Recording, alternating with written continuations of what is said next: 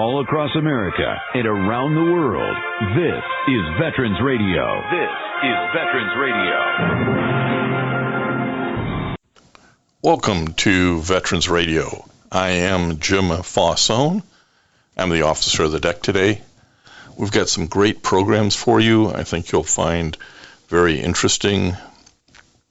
We always want to remind you can find more about Veterans Radio at its Facebook site or by going to veteransradio.net, where we're on the web 24/7. You can find a lot of our podcasts there as well. We post new ones every Tuesday, so you can get a new story, a new interview, something you didn't know before by going to veteransradio.net. And before we get started, we want to thank our sponsors. First up, we want to thank National Veteran Business Development Council, nvbdc.org. It was established to certify both service-disabled and veteran-owned businesses. You'll find out how they can help your business by going to nvbdc.org. We want to thank Legal Help for Veterans. Legal Help for Veterans fights for veterans' disability rights all across the nation. You can reach them at 800-693-4800 or on the web at legalhelpforveterans.com. We also want to thank our latest national sponsor, Veteran Lending Council.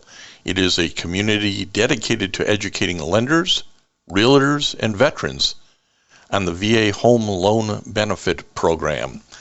You can check them out on Facebook and other social media outlets. We want to welcome to Veterans Radio today Michael F. Harris, President of the Board of the Michigan Paralyzed Veterans of America. Welcome to Veterans Radio again, Michael.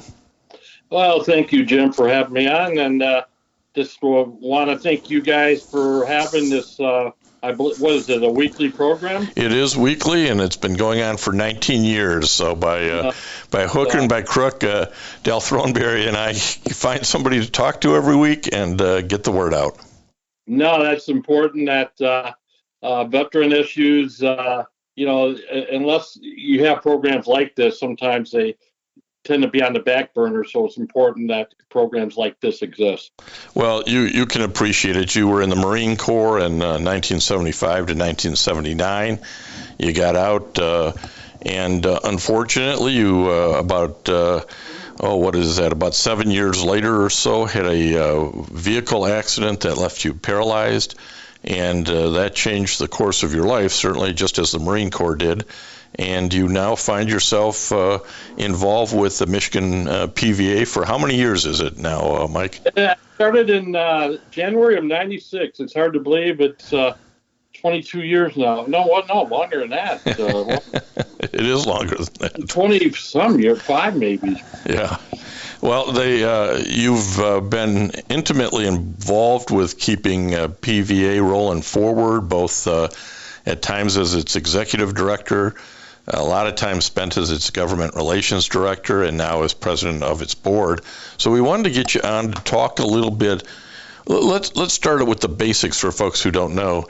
Can you explain, Mike, what the mission of Michigan PVA is? Yeah, really, the mission is to enhance the quality of life of veterans with spinal cord injury and or disease such as MS or ALS, as well as all citizens with disabilities by advocating for civil rights, assuring quality health care, supporting continued recreation, research, education, and healthy living. And it's been doing that since I think it's 1961 as a 501c3 charitable organization. And I know because you and I have a long relationship, and you and the General have a long relationship, you've had a lot of successes over time and taken on some big challenges. One of the things that I guess I wanted to get across to people here is that Michigan PVA has really opened up to be available to enhance the lives of all folks, certainly not just veterans with spinal cord injuries, but any citizen in the state with such a disability. And you guys work on that regularly, don't you? Yeah, really.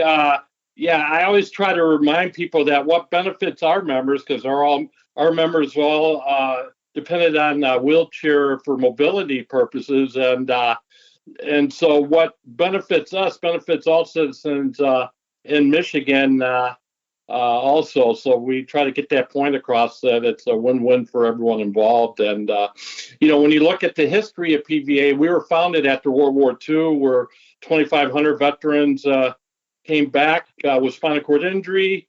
And back then, the VA, or the way the government dealt with the veteran with spinal cord injury, was to place them in a VA nursing home facility, even if they were married with a family. And so PVA met in Chicago in the summer of 1946, and their goal was to get a housing grant so they could make their home accessible so they could live in the community. It took about 2 or 3 years of advocating for this, and they finally were successful, where President Truman signed legislation authorizing a housing grant. And as they say, the rest is history in terms of our advocacy and what we've done, not only for, as I said, paralyzed vets, but really for the disability community as a whole. When I look back at our advocacy efforts over the years, I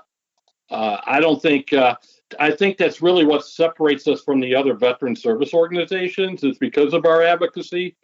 We put it on, it's really outside making sure our members get the benefits they're entitled to through the VA. That's really our number one issue as a chapter. Some of our accomplishments, just since I've been there in '96, was we assisted the architects during the design phase of Comerica Ballpark, Ford Field, Little Caesars Arena, to make sure that the stadiums were designed and built in compliance with barrier-free design guidelines. We worked with the Detroit Riverfront Conservancy to ensure that the Detroit Riverwalk was built in compliance with accessibility guidelines. And it's amazing, when you look at the facility when it was started probably about 15 years ago and where they're at now with it, it's really turned out to be a jewel for the riverfront, for the city of Detroit, and it's something that we all should take pride in. We assisted the architects when the Cobo Hall was renovated, and also we unfortunately we've had to file lawsuits in federal court because there was a disagreement on accessibility requirements. The ones that come to mind for me is the against the University of Michigan when we filed in 2006. Actually, Richard Bernstein, who now is a Michigan Supreme Court justice, represented us in that lawsuit. And our issue was the number of wheelchair seating that they were going to put in at the time. They were only going to put in 7, and the law requires really 1% at the time, which would have been 1,000. So we took them to federal court. We mediated a settlement where they ended up having to put in 350 seats and also companion seating to go with that. It gave you different viewing experiences throughout the stadium. And really, the whole stadium is accessible for disability groups if they're blind or hearing impaired. So really, the final outcome was really a very successful outcome. And I think it was a win for the university when they look back at it. Because I know when I talked to students at the time who were disabled and in wheelchairs, they couldn't even sit with the student body because there was no wheelchair access in the locations that they sit in. So that was, and the other big thing we've done that we take pride in is we filed lawsuits against City Detroit, Ann Arbor, and other municipalities over curb cuts. Those are what you see on street corners and allows people to cross the street without having to encounter curbs, and they were being installed incorrectly. And so we were able, for example, to get the City of Detroit, they ended up having to redo 80,000 of their curb cuts that they had already installed. Ann Arbor, the same thing. And our goal was not only to correct the fact that they were installing them incorrectly, but it was to educate other communities going forward that they had a responsibility that when they installed these, that they had to do so according to federal and state accessibility guidelines. And we were successful in doing that because when I looked at construction projects that have taken place since, I find in the majority of cases the curb ramps have all been installed correctly, and so that's just a few examples. I could go on and on of what we have done over the years to enhance outcomes where our members don't have to encounter architectural barriers when accessing the communities that they live in. No, that's a good and wide-ranging examples of kind of what Michigan PVA has done in the state in terms of advocacy and education. And you're right, once you sue one kind of group or help one kind of group, others kind of go, well, we can do that too. If they're doing it, we can do that the right way as well. But I want to back up to something that you mentioned and help our listeners understand. And we're talking to Michael Harris, president of the Michigan PVA. You mentioned the national PVA, which started about 75 years ago now. I think it's celebrating its 75th anniversary. Last year celebrated 75 years. And the Michigan has a chapter. MPVA is a chapter. Is that how it works? Tell us the relationship between the two. Yeah, there's 34 chapters throughout the country. We work in partnership with the national office. The national office usually will take the lead on policy that at the federal level. We will take the lead on policy here that originates from the state of Michigan, and so that has always been a great partnership. They have a lot of resources that helps the chapters be able to advocate in the communities that they represent or in the states they represent. And it's been a great partnership. And when I look at PVA, there's so many great things that we have done over the years that really no one knows about. We played a critical role in the passage of the Americans with Disabilities Act, the Air Carrier Access Act, which is a civil rights law for people that fly by airplane, fair housing law, the Rehab Act of 73. It goes on and on. And if we have one fault, we're not very good at promoting ourselves, because we're more about outcomes instead of, getting a pat on the back. But sometimes we need to let people know what we do because we are dependent on public support for our existence. We don't get federal funding or anything like that. And so if there's one fault, we don't do a good enough job of letting people know the great things that we have done over the years. Well, that's why we've got you on Veterans Radio, Michael, and I wanted folks to understand. They may see TV ads for PVA.org, which is the national organization, but they really should go to MichiganPVA.org to see what the chapter here in Michigan's doing and what Mike's talking about. And if you want to support them, you can go to MichiganPVA.org and there's a donation button there, and you can help them out. So don't necessarily send it to national, send it local, so that Mike and his board can continue their good work. Let's talk about some more of the programming that you do. We've talked advocacy, but there's much more about what the chapter does than just advocacy and litigation. Can you tell us about some of the other programs? Yeah, basically our sports program is really a key component. Sports, we're the ones that really started wheelchair sports back in the 50s. And it's really prevalent today. I know every year the PVA along with the VA host the National Wheelchair Games. And about 800 people participate in that each year. And the beauty of sports, wheelchair sports, it lets people know after a disability, because when you're disabled, the world as you know it changes in a drastic instant, and people just think that life as they knew it is over. But through sports and other types of activities, it lets you know that you can live life with a disability.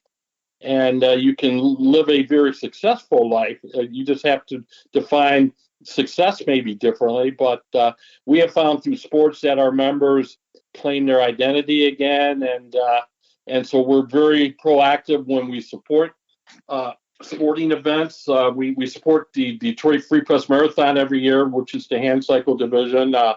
Usually, when we started 10 years ago, only about 25 people were participating in that.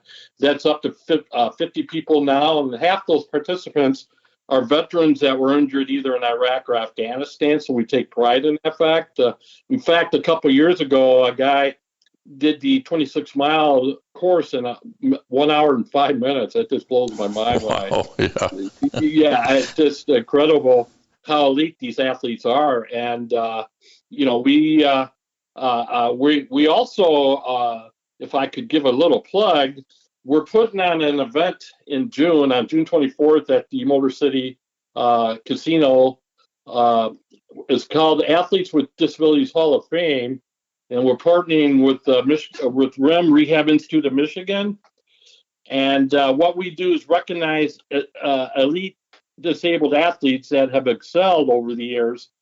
And so that will be taking place, and proceeds generated from that event will go back to support not only our National Veteran Wheelchair Games, it will support our efforts with the Free Press Marathon.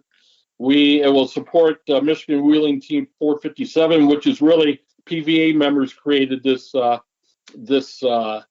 team, Wheeling Team 457. It supports RIMS, so Detroit Wheelchair Pistons, which is a wheelchair basketball team, to attend events around the country. Also, their sports ability program, and also we sponsor the Thunder in the Valley, which is an Olympic-style tournament that's hosted each year up at Saginaw Valley College. And so sports is really, really important to our organization. As you mentioned earlier, we have a loan closet that people can call in and tap. What we ask is that anyone listening, if you have durable medical equipment like wheelchairs, shower benches, or whatever, and they're still in good working condition, to let us know, and then you can bring them to us, and we will give them out to people who, for whatever reasons, insurance doesn't cover that type of medical equipment, and we will give that to them for free. So yeah, that's a really important, that loan closet. I know I've sent folks theirs. I know our family's used it. As Mike knows, I have a niece who is now in a wheelchair, and we were just talking about it off air. It's been over 15 years now that since he first got introduced to her. And she has also found a lot of value, and I think I want to back up to this for a moment, and I'll come back to the loan closet, but adaptive sports we've talked about the power of sports for veterans post-discharge as to help them not only physically stay, in better shape, but mentally. So getting out and being competitive again, whether it's adaptive skiing or hunting, fishing, bowling, you mentioned basketball and marathon, all of that's really important for your psyche, isn't it, Mike? Yeah. I remember when my injury happened in '86, one of the first things that you had to overcome is the psychological issues and everyone responds differently. It took me probably a month or so until I was, I realized that life goes on, and that I had to, look at the world with the glass being half full instead of half empty. But everyone responds differently to that. And so sports is an important vehicle to allow people to realize that there is life after disability. And as you said, the adaptive sports are really taken off really in the last 15 or 20 years. In the loan closet, I want to emphasize this again because it is a really tremendous from the heart program and feature that Michigan PVA has, where sometimes you need that substitute wheelchair or shower chair or what have you for a period of time while something else is coming in, or a bed, or what, there's life is just a little bit harder logistically when you have a spinal cord injury. So being able to call up and say, hey, something broke, I need this till I get this other thing fixed, and being able to get a loan out of the PVA durable medical equipment loan closet really takes a lot of stress off. I don't know if you keep statistics on how many people you help in that regards in a year, but I know for everyone who uses it, it's a huge relief. Yeah, no, it's amazing that the crazy thing about disability is that people live their lives, and then once they become disability, they have to try to learn how to navigate a different world that existed prior to their disability, and they don't really know where to start, what's out there. One of the big issues we have, for example, is homes weren't built with wheelchairs in mind, and so they need a ramp getting in and out of their home, and insurances don't cover the cost of a ramp. They might cover the wheelchair cost, but the ramp, as I always said, the wheelchair doesn't do any good for a person if they can't get in and out of their home. So we always work to assist them in trying to come up with funding to offset the cost of building a ramp. There's a lot of programs out there at the state level that will also assist, and so we work in conjunction with newly injured people, and they don't have to be veterans. We work a lot of times with people who aren't veterans, and try to just to introduce them to the resources that are available. Well, you've got a program called Peer Support Services, and I think that's what you're touching on a little bit. Is sometimes you just need to ask somebody who's knowledgeable on the phone to get an answer to go in the right direction. Now, I think Peer Support Services is more than that, but I do think one of the values I've always seen, and I recommend people call you all the time that have these questions. Hey, talk to somebody at Michigan PVA. I'm sure they've solved this problem before, or they can point you in the direction of the person who can. And being that sort of central hub and networker it seems to me, is an important role for Michigan PVA. Mike, is that part of what you guys see happening? Yeah. In fact, your wife turned me on to a veteran out in Florida just a couple of weeks ago because he was denied. When he tried to enroll in the VA, they denied him, the benefits that he should have been entitled to. So what we did was I gave him a call, introduced him to our chapter down in Florida, and I need to call him back just to see how that went. But he should be a Category 4 veteran like myself, because my injury was non-service related, but because I have a catastrophic injury, I'm a Category 4 veteran, and he should have the same designation. And so we're trying to get him enrolled down there, and I think he'll definitely be enrolled. I don't see reasons why he wouldn't be. But the peer mentoring, as you brought up, was a key element for me in '86 when I was injured. I was part of the first peer mentoring program that the Ann Arbor Center for Independent Living started. And I really found it as useful as the rehab itself, because I was able to talk to people who had been maybe spinal cord injured for 10 or 15 years. And I was able to pick their brain and find out from them that, and it just reassured me that there's life after disability. When I was laying in bed, when I was first injured, you're always creating these scenarios that never come into play, like how am I going to get gas? How am I going to go shopping? All these things that, you think about. And then as you talk with people that have been through it, they reassure you that, that you're able to live a very productive life once you're discharged from the hospital. So peer mentoring program, we continue with Rehab Institute of Michigan. We partnered with them for about 7 years now, and we support their program because of the benefit that it has for the patients who are newly injured. So let me back you up. That's great to know, and I think it highlights it. But I'd be remiss, and I'd probably get in trouble if I didn't bring this up. We were talking about sports, but we're not just talking like sort of competitive sports. MPVA has generated Paralympians and world-class athletes. You want to brag on that, Eddie? Yeah. In fact, we actually have a board member who has won the silver medal a couple times. he didn't win anything in the games that took place. I believe they were, China or Japan? I lose during the pandemic. Over in China. Yep. Where they held at, but he's won a bronze and two silver in the shot put. And so he's a world elite athlete. And we've had PVA members who have participated in both the Summer and the Winter Olympics over the years and been very, very successful.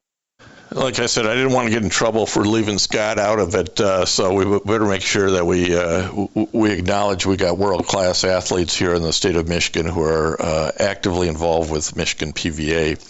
So as we go ahead, Mike. If there's one thing I could just remind people of, because my injury was auto-related. At the time of the I didn't know about the PIP coverage, personal injury protection, and that's really a gold mine for anyone that doesn't understand it.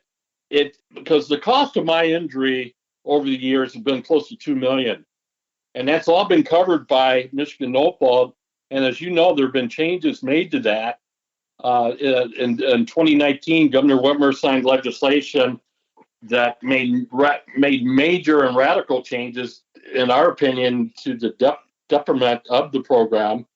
And I just remind people, even though you have choices now of the type of coverage you want, you need to get the full coverage. So if you take anything out of this today, when you renew your insurance policy, auto insurance policy, you need to ask for full coverage for personal injury protection, because you never know. Because I never thought I would be in the position that I was in '86. You know, we all think we're invincible, but I turned out I wasn't. But thank God for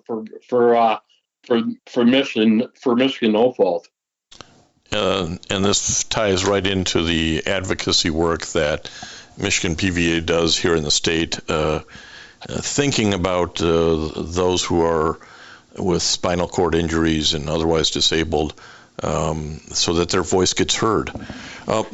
Michael Harris, president of the board of the Michigan PVA. If folks want to know more about the organization, where should they go and look? Yeah, they can go to our website at www.michiganpva.org, or they can call our office at 248-476-9000, and either Brenda Weeder, our administrative assistant, or Jacqueline Coaches will answer the phone. And if they're disabled, just remind people, never spend I always tell people, never spend out of pocket until you've contacted our office, because we can let you know if there's programs that might cover the issues that you're trying to get support for. Great advice, Michael. Thanks for taking some time to talk to Veterans Radio today. And by the way, one quick thing, I'm sorry, Jim. There's a CBOC opening up in Canton Township. It might be opening sometime this month in May, just to make the people aware that live in the Canton Township area that it's really more for outpatient type care. It's not like the Ann Arbor Detroit Medical Center, but that will be available to veterans hopefully soon. Yeah, that's going to be a great resource. We are also waiting for that opening to be able to talk about it here on Veterans Radio. And as I said, Mike, thanks for spending some time with Veterans Radio today. Well, thank you. And thanks for what you're doing. And I want to thank everybody for listening to Veterans Radio today. I am Jim Fausone. It's been a pleasure to be your host. I'm a veterans disability lawyer at Legal Help for Veterans, and you can reach us at 800-693-4800 or legalhelpforveterans.com on the web. You can follow Veterans Radio on Facebook and listen to its podcasts and internet radio shows by going to veteransradio.net. And until next time, you are dismissed. If you have a VA claim denied by the Board of Veterans' Appeals, contact Legal Help for Veterans at 1-800-693-4800. They're experts in handling cases before the U.S. Court of Appeals for Veterans Claims. Their number again, 1-800-693-4800. We again want to thank our national sponsors, the National Veterans Business Development Council, NVBDC.org, VA Ann Arbor Health Care System, the Vietnam Veterans of America Charles S. Kettles Chapter, Ann Arbor, Michigan, VFW Graf O'Hara Post 423 in Ann Arbor, and the American Legion Presscorn Post 46, also in Ann Arbor. And the Veterans Lending Council, which advises lenders, realtors, buyers about VA home loan program, and you can find them on Facebook. We appreciate all your support. You can go to veteransradio.net, click on the sponsor level, and continue to support keeping Veterans Radio on the air. And until next time, you are dismissed. Okay, round two. Name something that's not boring. A laundry? Ooh, a book club. Computer solitaire, huh? Ah, sorry, we were looking for Chumba Casino. That's right, ChumbaCasino.com has over 100 casino-style games. Join today and play for free for your chance to redeem some serious prizes. ChumbaCasino.com. No purchase necessary. Void where prohibited by law. 18+ terms and conditions apply. See website for details.